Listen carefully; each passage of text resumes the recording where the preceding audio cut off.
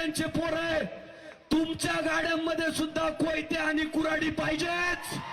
या आपल्या हिंदू पोलीस बांधवांनी विचारलं ना, का रे कोयते घेऊन फिरताय कुऱ्हाडी घेऊन फिरताय, काय करावं म्हणावा. अनावश्यक हिरवळ लय वाढली, तोडावं लागते.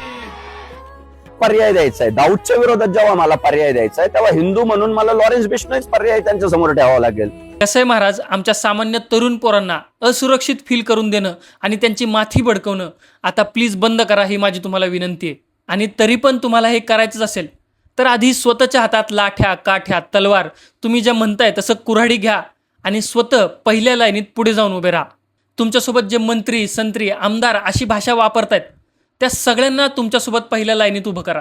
तुमची मुलं, हे सगळे मंत्री, आमदार, खासदार ह्यांची मुलं श्रीमंत इंग्लिश मिडियम शाळेमध्ये शिक्षण घेतील, त्यानंतर परदेशात शिकायला जातील, लक्झरी लाईफ जगतील आणि त्याच्यानंतर परत येऊन आमच्याच बोकांडी बसतील आमदार, खासदार होऊन. ह्याच्या उलट आमची सामान्य घरातली पोरं साध्या शाळेत शिकतील, काही मंत्र्या संत्र्यांचं ऐकून त्यांची माथी भडकवून घेतील आणि पिढ्यानपिढ्या जे राजकारण ते करतायत त्या प्रत्येक पिढीसाठी कुऱ्हाड घेऊन कामाला लागतील. अंधभक्तांनी मला शिवाय द्यायच्या आधी एक गोष्ट लक्षात घ्या, मी तुम्हाला लढाई करायला नाही म्हणत आहे, पण जे तुम्हाला लढायला सांगतायत ते स्वतः आणि त्यांची मुलं तलवार, कुऱ्हाडी अशा गोष्टी घेऊन पहिल्या लाईनीत उभी पाहिजेत, एवढीच माझी इच्छा आहे.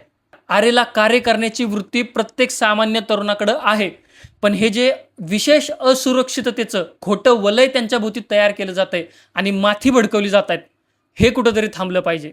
बाकी तरुणांना एवढंच सांगायचं आहे, चांगलं शिक्षण घ्या, व्यसनापासून दूर राहा आणि तुमच्या कुटुंबाला चांगलं आयुष्य द्या. हा उपदेश ज्यांच्याकडून मला अपेक्षित होता त्यांच्याकडून आजकाल वेगळेच उपदेश सुरू आहेत. हा मुद्दा तुम्हाला कसा वाटला मला कमेंट्समध्ये नक्की कळवा आणि अशाच मुद्द्यांसाठी फॉलो करा सूत्रधारला.